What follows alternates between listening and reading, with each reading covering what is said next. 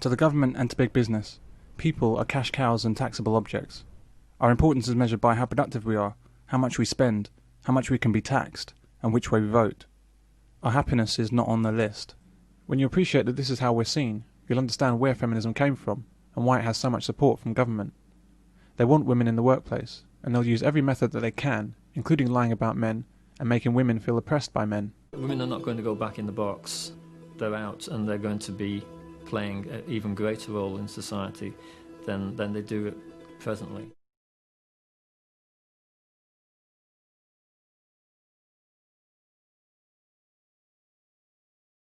The best way to get people to do what you want is to make them feel that they're doing it for themselves. Women have begun to find out that feminism is not about women can do this, women can do that. It's about women have to do this and have to do that. Women's choices in life are becoming as narrow as men's. Why are women so depressed at the moment? Because they appear to be. I mean, why is that? Why would they be so depressed about things? Well, because of the corporate world. They've discovered that it's shit. There were those of us who were telling them in the 60s that life in the boardroom was probably even less rewarding than life in the kitchen sink. And they found that out. And they found out what a hostile and nasty environment it is to live in and work in. They found that the pressures are inhuman. If we follow the money trail, all we have to ask is who really wins because of feminism? Who are the big winners by having women fighting to be in the workplace? Let's look at some of the suspects. Government strongly supports feminism. Putting women to work creates much larger tax revenues and enables them to grow massively, with departments for women, equal opportunities commissions, and increased legislation. Feminism has enabled the housing market to more than double the legitimate cost of a home for the sake of more profit. By no stretch of the imagination should a flat in Barnet cost this much. But it does because feminism has created a situation where women are working and earning like men. Basic economics tells us that a house can only be priced at a level a household can afford. House prices can be massively and artificially inflated because there are now two people to take money from, rather than just one. Estate agents' percentage fees are therefore more than doubled by feminism, and it's the same for landowners. And the government gets larger stamp duty payments and higher capital gains taxes as well. Banks now have the profitable luxury of being able to lend against two-wage earners when they dole out mortgages. Because of inflated house prices, they more than double their profits. They also increase their security because there are now two people to chase for the money. Because of feminism and the mythical independent woman, women have been buying more cars. More cars, in fact, than men buy. Feminism has been a godsend to car makers. Indeed, the boss of Toyota once said, "Independent women can now buy many more of their own clothes, and still get clothes bought for them by men. Not bad at all." The list of winners from feminism goes on, but those not on the list, however, are men, women and children. They all lose. Did we need feminism? And some of the roles were fairly settled. I think they're much more amorphous now, much more difficult. And, I mean, a lot of it's, I'm not saying I'm opposed to it. I mean, I'm not opposed to the changes. I mean, I think we did need sex equality. I think to have a society in which you have the men being all the macho and women embodying all the finer things in life, it's a mistake. Are you saying that there was a need for feminism in the 70s, 60s? Absolutely, yeah. There's probably always going to be a need for anything to keep a balance there. What we're seeking to do in mankind, in fact, is to work with women, because I don't disagree with feminism in terms of equality for women. All I would counter that is it's got to be equality for men and women, and at any time that anything that is put on the statute books, it should be looked in a balanced way from the male and the female perspective. At the moment we have a Women and Equality Unit where everything that goes on the statute book is looked at it, but only from a female perspective. Now if you keep doing that with all of your laws, eventually you're going to get everything so that it all goes one way, and that's not right.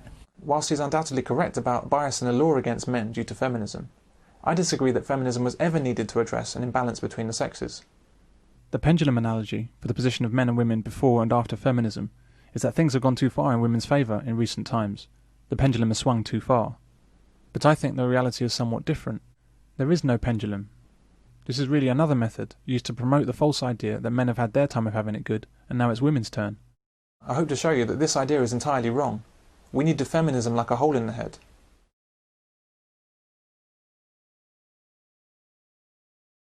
Feminism is not a positive force for change. It's an ideology based on hatred and control. The reason it became successful was because it began to pretend to be what it wasn't. It pretended to be about love for women and freedom for women, when it's always been about hatred of men and slavery for everyone. They were very, very highly organised Marxist groups of women of one sort or another. When I remember being horrified when I saw them storming the Miss World competition, thinking to myself, how can these women talk about liberation for women and women supporting each other and then go and bully a section of other women that they don't like because they're doing something they don't approve of. Put a woman behind that counter! Get lost! Freedom! If I went to speak, there were screaming feminists outside. I tried to publish a book called Prone to Violence. We finally did get it published, but I had to have a police escort all round England, and there were death threats and bomb threats. Feminism doesn't say that women are the equal of men. It says that women are better than men. A feminist is therefore the same as a racist, and they should be regarded as the same type of person. There's an ideology that is focused solely on providing women with advantages in the world within which they live, to the exclusion of men. And most women who describe themselves as feminists, in my view, do not really know the ideology that they are supporting in so doing. About half the population at the moment, half the female population at the moment, seems to describe themselves as feminists or as supporters of feminism. And when you ask them what it is that they are in fact supporting, they are saying that they are supporting equality for men and women. When you then pursue them as to what their notions of equality are, you find that it basically boils down to the notion that women are as capable as men in virtually all areas of life, and in many cases superior to men. And why I strongly object to the notion of feminism is that it only considers one half of the population, and almost always to the detriment of the other half. There is no way that I would regard feminism as anything but an evil in our society. I can put it as bluntly as that. I see it as a hateful ideology, somewhat akin to Nazism, in the sense that feminism discriminates against people on the basis of their genetic code, and for no other reason. Any woman who proudly admits to being a feminist must be considered in the same light as a woman who proudly admits to being a racist. And how does society react to racism? The number of prosecutions for race-hate crimes in England and Wales has soared by a third in 12 months. A feminist is typically female, but can also be male. A feminist likes to think that a woman needs a man like a fish needs a bicycle, but doesn't like to think that the bicycle was invented by a man. A feminist likes to think that God could be a woman, but not the devil. Some feminists think that all men are rapists. Some feminists even want the spelling of women changed to distance themselves from men. Feminists believe that sex differences between the sexes are not due to natural tendencies due to biology, but instead are due to socialization. In other words, Lucy likes dolls and pink and wants to be a hairdresser when she grows up because she's forced into these desires by a male-dominated society. Well, now, this is fun. A marvellous new take on Cinderella, in which Cinders doesn't want to go to the ball and marry the prince, who's a real nerd anyway. She wants to be a mechanic. Or, this is lovely too. It's Sleeping Beauty, except when Beauty wakes up, she decides she doesn't want to marry the prince at all, because he's... a nerd! And anyway, she wants to be a mechanic. That's right. And set up home with her best friend Susan, who's a football player. Such positive stuff, I think. That's why application forms use the term gender instead of sex. Gender means masculine or feminine, not male or female. The inappropriate use of the word gender implies that we have a choice in whether we're male or female. Feminists believe that women played a greater part in history than they actually did. There's an ongoing effort by women to rewrite history in the hope that no one will notice. Believe it or not, there were boys as young as 6 or 7 doing one of the most dangerous jobs of all on a ship, being a powder monkey.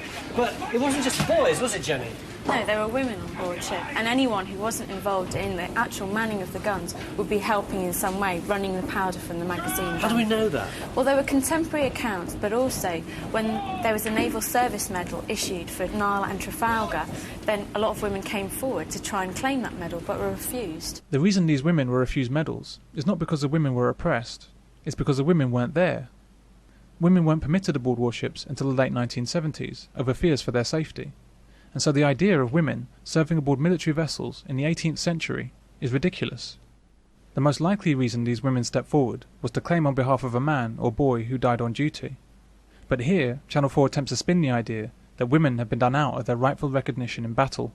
How about some non-fiction? Perhaps some simple children's history, you know, kings and queens? Queens and kings, of course. Here we are. This is just Queens. Marvellous, strong, feisty women. Boudica, Elizabeth I, Richard the Lionheart. He was a king. A lot of people think that. Because he was. But new research suggests that Richard may have been, in fact, probably was, a woman. But due to sexism was forced to disguise the fact. Exactly. Like most of the early popes. Fascinating. And Henry V. I see. And possibly Churchill. Churchill? Yes. Winona Churchill. Often mistakenly referred to as Winston.